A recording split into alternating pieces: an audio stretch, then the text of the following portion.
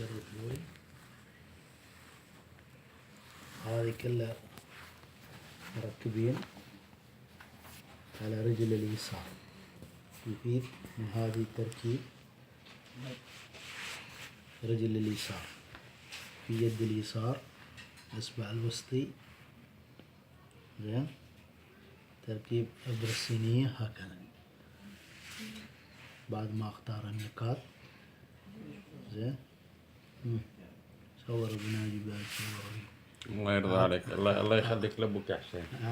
اعطني كلمة حقك بعد ما ركب. شوف يا حسين، شوف يدي. شوف رجلي شلون بعد ما ابوك يعني بدا يجيني. ما شاء الله. شوف الرجل شلون تتحرك. اول ما جيتني ما اقدر حتى اسحبها سحب. صور عنه زين. ما شاء الله. صور انت نفسك بعد.